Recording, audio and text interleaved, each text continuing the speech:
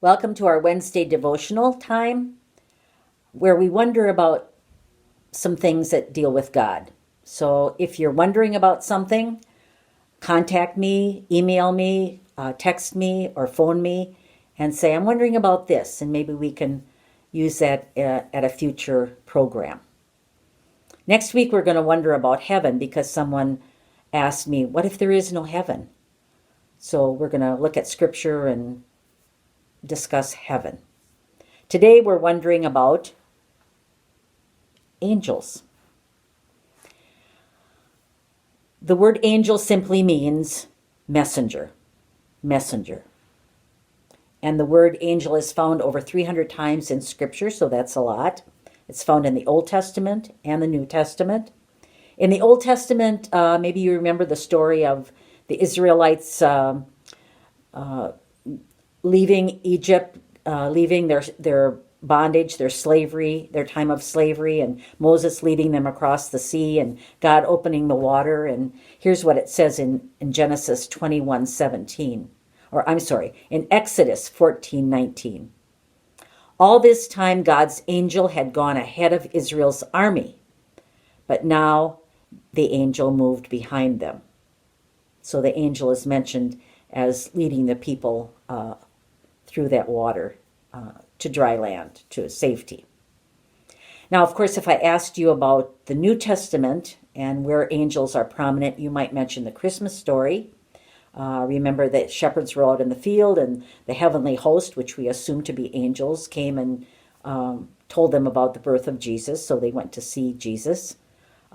Actually, earlier in the Gospel of Matthew, the angel appears to Joseph and tells Joseph not to reject Mary.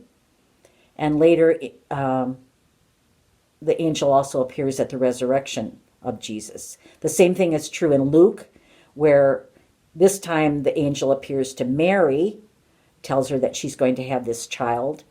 And then at the resurrection, the angel also appears to the women at the tomb and says, who are you looking for? And that kind of thing. So we see the angels prominently at the birth and at the resurrection of Jesus. Angels are mentioned often in the book of Revelation, which is the last book of the Bible, and that's not unusual because Revelation is a vision. The author envisioned this time when God would, bring down a new heaven and a new earth, and all that was chaotic and evil and disturbing would be done away with, and God would be triumphant, and people would be, and the people who believed in God would be with God. So very prominently that angels figure in the book of Revelation. You've probably heard the term guardian angel.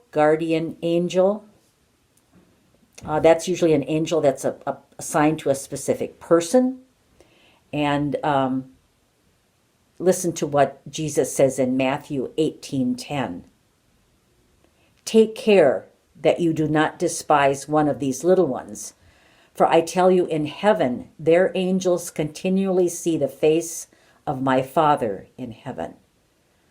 So the idea there is that the little ones, each of them has an angel in heaven, that their angels take care of them, and their angels see the face of my Father in heaven.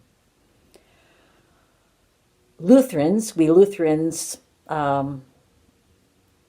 commemorate angels on a specific day, September 29th. It's called Saint Michael and All Angels. And Michael is considered an archangel. And he's specifically mentioned in the Bible, in the books of Daniel and Jude and Revelation. In Revelation, there's this battle between Michael and his angels and the devil and his angels. And I think that's probably one of the ways in which the idea of the devil being a fallen angel comes from, because in that passage, Michael and his angels defeat the devil and his angels. So that's an important part of Revelation. Now let's be clear. Angels are not worshipped. They're messengers of God. They tell us about God, and they come from God. But they're not one with God. They're messengers. They bring stories, they bring words, they bring the news about God, or they announce something. So that's the job of the angels. Now, if I were to ask you to draw or, imagine an angel, you'd probably say they had wings. And that comes from the fact from earliest times, God was in heaven, God was up there. And so if the angels were with God and brought messages from God, they had to have some way to get there. So the idea of them having wings is probably pretty realistic, or doesn't take much imagination to figure out why they have wings. And angels are very prominent actually in pop culture too. Think about it. I think people are intrigued by angels, their existence, what do they look like, their purpose, their messages. I don't know if you remember the TV series, it's quite a while ago, maybe in the 90s, Touched by an Angel. And it ran for 10 seasons. A lot of stories about people needing an angel to help them out in life. Now there's a series called Lucifer, and that's about a fallen angel who gets tired of hell and comes back to earth and wonders about his life and whether it's worthwhile. Now, I have a collection of angels, and I didn't start out intending to collect angels, but what happened is that I had shelves in my offices when I was pastor of congregations. People would come into my office and they'd see the angels, and then the next time there was Christmas or some special occasion, I'd get an angel, an ornament for the tree or something to put on the shelf. So I haven't counted, but I have lots of angels, a variety of angels. And no two of them are alike. No two angels are alike. So let me share a couple with you. Well, I have this angel that was made by one of my parishioners back some years ago. Kind of like a doll. Has red hair.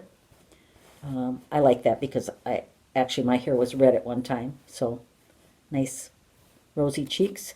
And the angel has 2 stars. She's carrying 2 stars. She's got stars on her clothing too. Big wings too. That's that angel. This angel is a tree ornament, and that comes from the Upper Peninsula. Lots of trees up there, and it's made out of birch bark. So you notice it has a star too. A lot of the angels I have don't have any face. They just, maybe that's because you can imagine who it is, right? You can use your own imagination for who the angel is. Here's another angel that doesn't have a face, but has a book. We can imagine it's the Bible, or we can imagine it's any favorite book that has been an inspiration to us. When the sun is shining, the glass makes a prism. And then this is one of my favorite angels. A friend of mine made it for me. It's pottery. And you'll notice the wing is broken. It dropped one day off the shelf and broke. I like this because I could glue the wing back on, and you wouldn't see too much of a difference, except maybe a little bit of the tip of the wing is broken. But I purposely have not glued this wing back on because I like to think that God uses broken people for all kinds of ministry and all kinds of news about God. And if you think about the Bible, actually, in the Bible, Jesus often uses people on the margins of society, the broken people, the people that weren't considered the in crowd, to bring messages about God's love and God's mercy and God's grace. So, purposely have not. This angel has a face.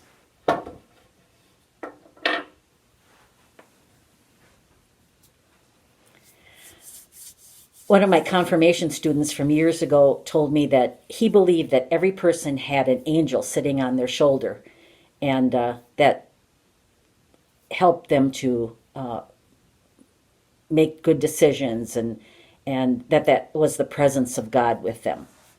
So I thought that was an unsolicited comment by this person. We weren't talking about angels or anything. So one of my favorite passages is from Hebrews. It's Hebrews 13:2. Let me read it for you. Be sure to welcome strangers into your home.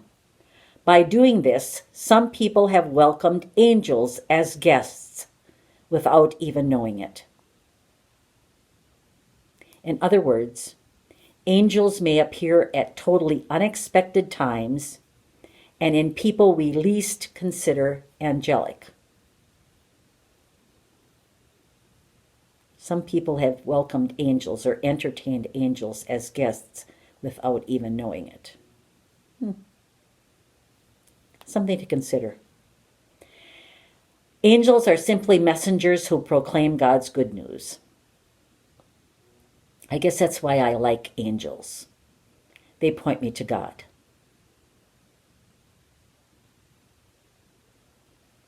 Now, a little trivia for you people who are familiar with the building at Faith. I'd like you to think about where there are windows with angels in them, or angel windows, or whatever term you want to use. Can you remember where the angels might be in the windows? And if you can remember that, email me or phone me or text me and tell me, and we'll see if people can remember where the angels are in the building. Angels in the windows. Thanks for sharing this time with me today, and I look forward to being with you next week as we wonder about heaven. Blessings.